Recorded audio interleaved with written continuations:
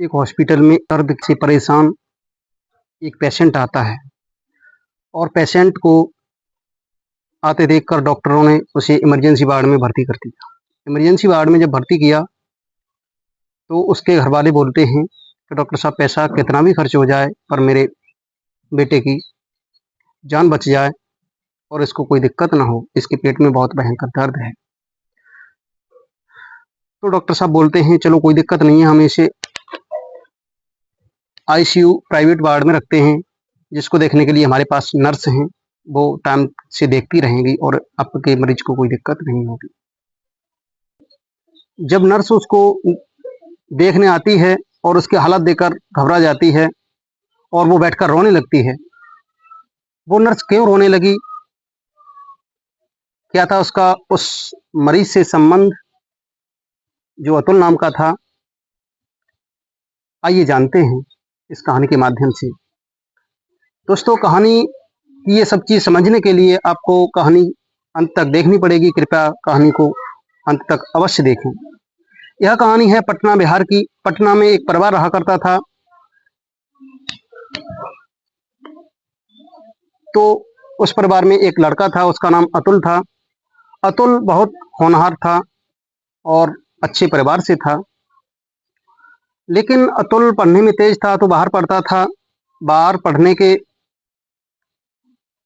मेहनत करने के बाद उसने एक अच्छी पोस्टिंग हासिल की थी जो सरकारी थी, बैंक मैनेजर की। बैंक मैनेजर की पोस्ट हासिल करने के बाद उसकी फिर समय पर शादी होती है। शादी होने के बाद उसकी शादी एक होती है पटना के एक शहर से, एक लड़की से शादी होती है। बहुत खुशी खुशी शादी होती है और उसका नाम था, लड़की का नाम था खुशी। जब खुशी अपने घर आई, घर आने के बाद 1-2 महीने तक अच्छे से रही। 1-2 महीने अच्छे से रहने के बाद वे दोनों आपस में रहते थे। अतुल और खुशी अच्छे से आपस में रहते थे, बहुत खुशहाल जिंदगी बीता करती थी। अतुल की माँ बहुत खराब थी, जो उसका ठिकाना नहीं लगने देती थी। अतुल की माँ इतनी खराब थी कि जो खुशी थी, खुशी को गलत आक्षेप लगाती थी और बात बात पर डांटती थी और उससे लड़ती झगड़ती रहती थी और अतुल से कहती थी इसको छोड़ दे, इसको तलाक दे दे, तेरी दूसरी शादी करा देंगे। अतुल खुशी को बहुत चाहता था, खुशी अतुल को बहुत चाहती थी, लेकिन अतुल अपने माता पिता की बातों में फंसकर, अपने माता पिता की ओर देखकर अतुल उसको तलाक देने के लिए मजबूर हो जाता है। उसके बाद वो लड़ती झगड़ती है तो उसकी शादी को 1 साल हुई थी। जैसे तैसे खुशी ने 1 साल काटी। 1 साल के बाद सहन नहीं हुआ, फिर तलाक का मामला आया। तलाक 1 साल बाद हो जाती है। खुशी अपने घर चली जाती है और अतुल दुखी मन रहने लगता है।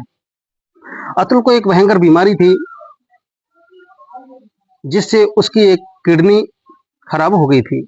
एक किडनी खराब होने की वजह से वो चलता रहा, कोई दिक्कत नहीं हुई। उसको नहीं पता, उसने इलाज कराया, ऐसे ही डॉक्टर से दवाई लेता था और वो इलाज ऐसे ही कराता रहा और ऐसे ही चलता रहा। वो टेंशन में भी था क्योंकि खुशी को वो अत्यधिक ज़्यादा था। माता पिता की बातों में आकर उसने खुशी से तलाक लिया था। इधर खुशी भी एक अच्छी परिवार से थी और पढ़ी लिखी थी और खुशी चाहती थी कि मैं पढ़ाई करूं। यही मैटर था कि वो कहती थी थोड़ा पढ़ाई करूं, मैं पढ़ाई करने के बाद मैं भी एक अच्छी जॉब हासिल करूं। और अतुल की माता नहीं चाहती थी, अतुल की माँ थोड़ी खराब थी, इसी वजह से उसने तलाक दिलवा दिया अतुल से और खुशी से। तो खुशी ने एक नर्सिंग कोर्स कर रखा था। नर्सिंग कोर्स करने के बाद खुशी ने कहा कि मेरी तलाक तो हो गई है, मन लगता नहीं है, तो पास में ही एक हॉस्पिटल है, बड़ा हॉस्पिटल था, तो वहाँ पर गई। वहाँ पर जाने के बाद उसने जॉब हासिल की। उसने सोचा कि जॉब करेंगे, पूरे दिन मरीजों में लगे रहेंगे, तो इधर अतुल की याद नहीं आएगी और अतुल की याद इतनी नहीं सताएगी, क्योंकि उसको सारे सारे दिन, सारी सारी रात अतुल की ही बारे में सोचती रहती थी। इधर अतुल भी ऐसे ही परेशान था। जब खुशी हॉस्पिटल में जॉब करना स्टार्ट हो जाती है तो उसको 2 साल हो जाते हैं जॉब करते करते। 2 साल बाद अचानक अतुल के पेट में भयानक दर्द उठता है और दर्द उठने के बाद उसके माता पिता उसी हॉस्पिटल में लेके जाते हैं जहां पर खुशी काम करती थी, खुशी नर्स थी। उसके बाद जब अतुल वहाँ हॉस्पिटल में पहुंचा, डॉक्टरों ने देखा कि इसको भयानक दर्द है, तो उसे इमरजेंसी वार्ड में एडमिट कराया। इमरजेंसी वार्ड में एडमिट कराने के बाद उसका ट्रीटमेंट स्टार्ट किया। ट्रीटमेंट स्टार्ट होने के बाद उनके माता-पिता ने कहा कि यहाँ पर कोई ऐसा आपका कंपाउंडर वगैरह या नर्स वगैरह जो भी हो, उसको तैनात रखिए और मेरे बच्चे को कोई दिक्कत नहीं होनी चाहिए, मेरे बेटे को कोई दिक्कत नहीं होनी चाहिए। तो डॉक्टरों ने कहा कि हमारे पास नर्स हैं जो 2 साल से कार्यरत हैं, उनको सब कुछ अच्छे से आता है, डील करना आता है और वो ही इस मेरे न होने पर वो ही इस हॉस्पिटल का पूरा कारोबार संभालती हैं और इसकी देखरेख करती हैं। सभी मरीजों को भी देखरेख करती हैं वो।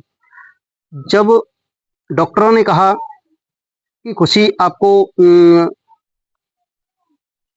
एक मरीज आया है, उसके पेट में भयानक दर्द होता है और उसका चेकअप वगैरह होना है, उसको चेकअप लिख दीजिए और कराइए और उसके बाद शायद उसकी किडनी फेल हो सकती है, क्योंकि इतना दर्द ही भयानक है। डॉक्टर ने बताया, चेकअप कराया, चेकअप कराने के बाद जब रिपोर्ट आती है तो उसकी किडनी खराब निकलती है। एक किडनी पहले से ही खराब थी, दूसरी किडनी भी खराब हो चुकी थी। उसके बाद उसका जीवन कुछ ही दिन का था, जो चल जाए वो था।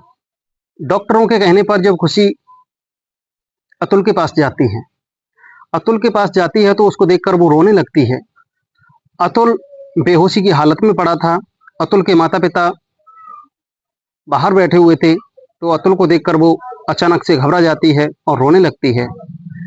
फिर उसके बाद डॉक्टरों से कहती है कि सर मुझे उस वार्ड में क्यों भेज दिया आपने? उन्होंने कहा क्या दिक्कत है उस वार्ड में? वो मरीज को आपको देखना नहीं है क्या? कि देखना है। उसने सारी बात बताई कि इससे मेरी 2 साल पहले तलाक हुई थी, ये मेरा तलाकशुदा पति है।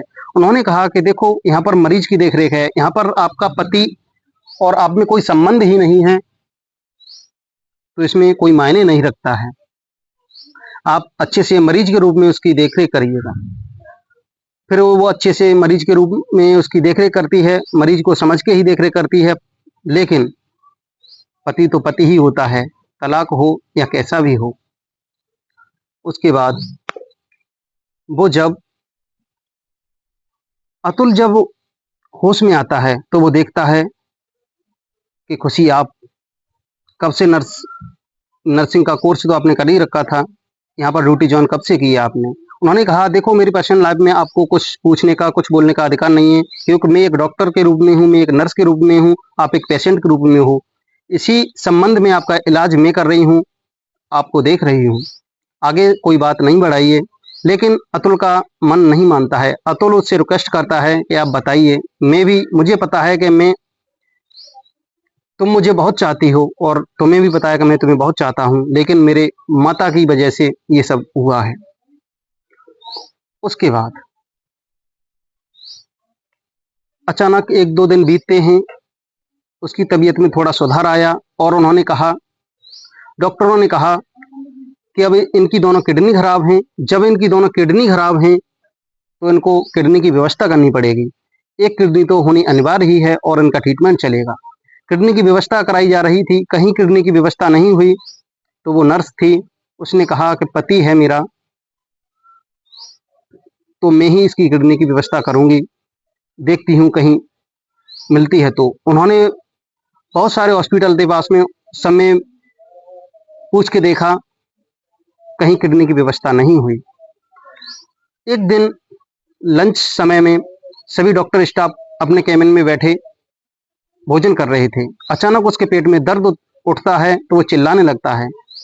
खुशी बहुत जल्दी से उठती है और उसके रूम में पहुंचती है और उसको देखती है, उसको उठाती है। उसको जब उठाती है, तो अनुज पहले वाली फीलिंग करने लगता है और उसके कहता है कि मेरे पास रहिएगा। कुछ खुशी भी पहले वाली फीलिंग करने लगी थी, जो पहले जिंदगी जीते थे ये। तो खुशी एक पल के लिए मदहोश हो जाती है। खुशी को ये ध्यान नहीं रहता कि मैं कर क्या रही हूँ, क्या करना चाहिए मुझे। खुशी को जब थोड़ा होश आता है, जैसे मदहोशी उतरती है, तो उसके बाद खुशी कहती है कि नहीं, ये तो मेरा तलाकशुदा पति है। उसके बाद वो कहती है आप ये टैबलेट लीजिए और ये मेडिसिन खाइए, दर्द बंद हो जाएगा। और उसके बाद वो खाना खाने बैठ जाती है।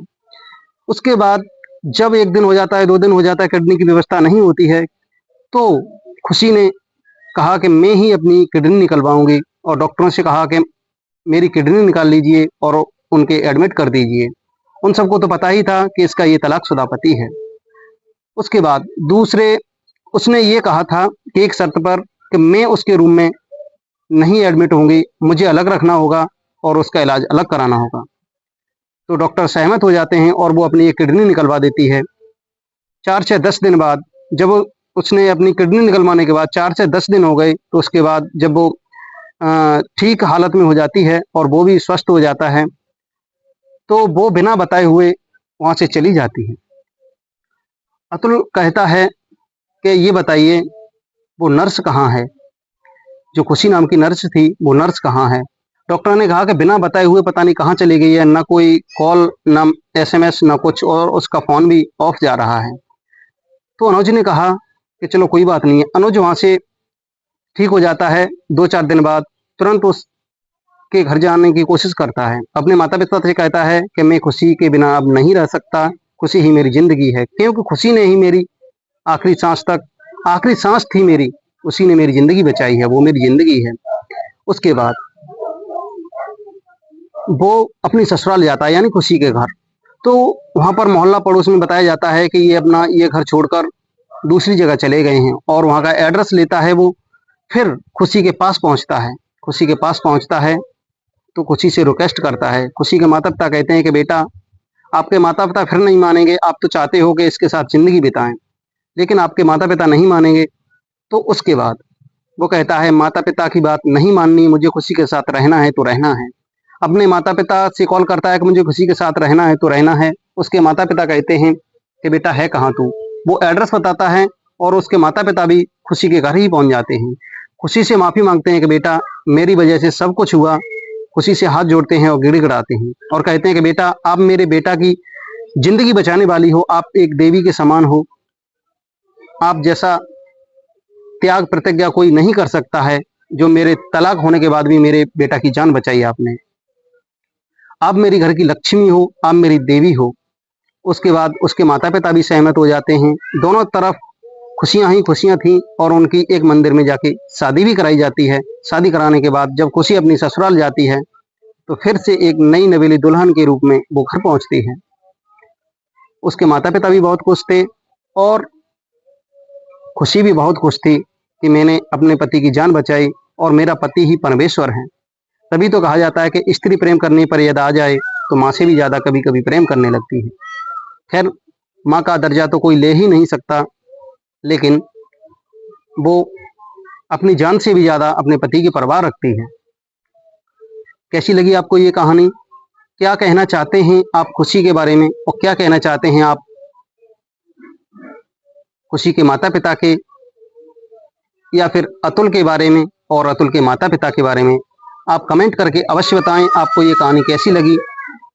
कमेंट करके अवश्य बताएँ और आपको ये कहानी ज़रा-सी पसंद आई हो, तो कहानी को एक प्यारा-सा लाइक कर दें और चैनल को अवश्य सब्सक्राइब कर दें। फिर से मिलते हैं एक इंटरेस्टिंग कहानी के साथ, तब तक के लिए जय हिंद, जय भारत।